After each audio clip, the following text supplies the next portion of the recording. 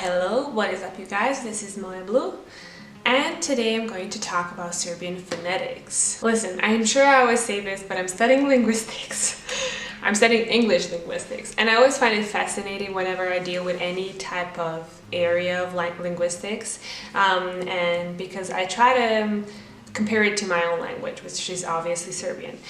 In the last couple of weeks, I've been dealing with phonetics and phonology, obviously English phonetics, and I just find it fascinating, and I started looking at little things that are teeny tiny different in Serbian, and I just wanted to share it all. And for people that want to learn something more about Serbian and want to make it a bit easier for them to pronounce the language, this is something for you. So I'm not going to go into much detail, so I'm just going to talk about what are the differences between place of articulation in English and Serbian. So without further ado, let's start. So what we have in Serbian are these divisions. We have bilabial, we have labiodental, we have dental, alveolar, postalveolar, velar, and palatal. So let's start with the most basic one, bilabial. Bilabial sounds in Serbians are obviously, as everywhere, sounds where you use both of your lips. So these are sounds b, p, and m. There is an additional sound in English which is w. So here we don't have w in Serbian. It does not exist. So bilabial are only p, b, and m. And let's talk about dental right now. Dental sounds are consonants, are the ones where you're using your teeth. So you don't necessarily have to use both of your jaws, but at least one of them have to be involved. So some of the letters that are dental in Serbian are t, d, s, z, and t.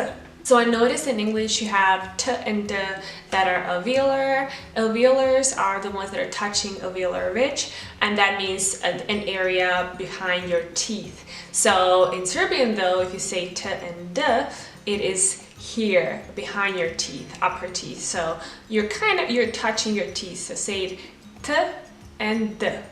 So if you come across anyone who's Slavic, this is mostly what you're gonna hear. Then let's talk about s and z. Again, s and z are alveolar in English, which means that they're kind of a bit more in the back of your teeth. So in English, they're kind of a bit of vibrating, slow, like barely touching your alveolar ridge. So it's kind of like s and z. And in Serbian, you would say it again using your teeth. So what I would do, I would use both of my jaws. So we say s and z. So it's clearly just clenching your teeth. Then there's a sound that kind of does not exist in English. It is ts. And the easiest way how I would explain it, if you want to say plural of cat, so you say cats. In English, that would be a combination with t and s. So try to say it as one sound, and what it is basically, it is the t, which is dental, so t and s, and it will be ts. I hope this makes sense. But in Serbian, we would hear ts, we wouldn't hear ts. So if you encounter a word like crickets, which in Serbian are cvrčci, this is a sound. And then we have our third division, which is labiodental. They are pretty much the same as in English. It's only f and v, pronounced basically the same, so there's no story behind it. And we come to alveolar sounds. As I said, alveolar sounds are the ones that you're using your tongue to touch your alveolar ridge. This is the hard part behind your teeth, and not way behind, but just behind your teeth. And in Serbian, we only have l, r, and n. So you could have already guessed that in English there are so many sounds like s, z, t, d, but in Serbian it's only 3 sounds, l, r, and n. So, r, r. Okay, let's talk about r. Scientifically speaking, it is an alveolar sound, and I would explain it, the best way how I would explain it would be as a flap or a tap in English. So if you would have a word like better or better, but if you would pronounce it like better, this little tap, r sound, is basically what it is in Serbian. So you would say r.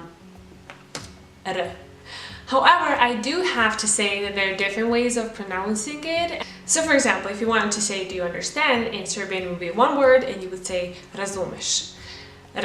Razumeš. But you can of course stress it a bit longer and you can say razumeš. Me razumeš. So this is also quite okay. Okay, now we're talking about postalveolar. These are sounds that are a bit further back behind your alveolar ridge, but it's still not the hard palate, which is where the tongue is settled basically. So these are sounds like sh and j, ch, j. As you already know, in English these sounds are alveopalatal, which means that you're also using your hard palate, so kind of at the ridges. So basically the difference that I would say is that you're not really using your hard palate, you're not really spreading your tongue to the sides, and also you're not putting it that close to your hard palate, but it's just a bit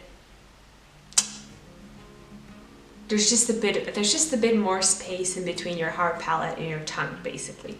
Then we come to palatal sounds, and if you already know, in English you only have one, which is y, and we have more. So this is where things get really complicated, and I guess that there's gonna be a separate video on that if you're interested in it.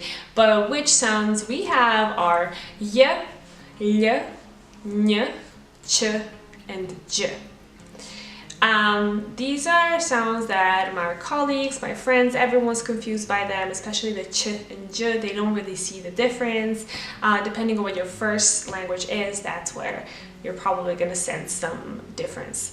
Sounds like l and n are sounds that are also present in Spanish, for example. So I guess for these people it would be much easier. Obviously for Slavic people, you know, speaking in Serbian is much easier. What I would say for ch and j is their tongue is a bit twisted like this, so it makes a curve like that, and it's not like with ch where your tip of the tongue is actually touching the alveolar ridge, but it's a completely different shape. So if you really want to pronounce some last name of someone like, I don't know, Markovic, then definitely put your tongue very close, the middle of your tongue very close to your palate, and just flip it a bit so that the tip of your tongue is right over here behind your lower teeth. So and again, do not open your mouth that much, it's just really, everything's really close. And the last category is velar sounds, and we have a slight difference here.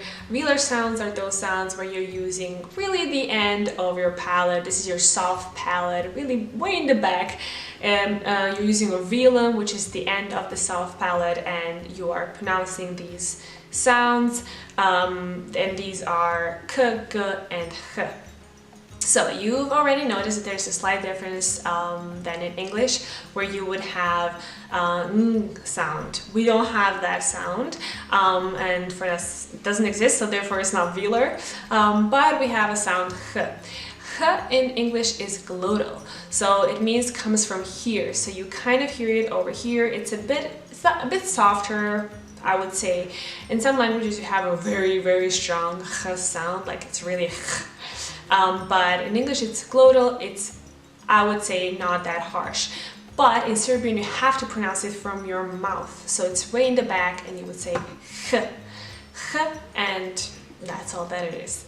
So this is an unofficial Serbian phonetics. It's a phonetics that I've kind of read a bit about, tested a bit, and try to make some similarities and differences between English. So I hope this helps you a bit. I hope you're a bit more aware of where you touch what to pronounce which sound. I hope you understand it a bit better.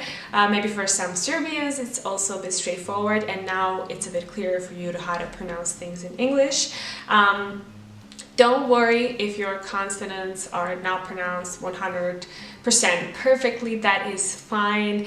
It's really difficult to adjust your mouth to pronouncing these sounds because you've learned to speak in your native tongue for such a long time, and actually your vocal tract developed to pronounce these sounds. So Don't be discouraged. Everyone has a foreign accent. That's just all it is. And if you're really, really talented, really motivated, and really good at hiding your accent, then you're gonna nail it.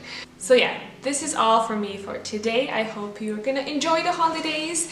I'm wishing you a Happy New Year, Merry Christmas obviously, and keep learning those languages. See you soon.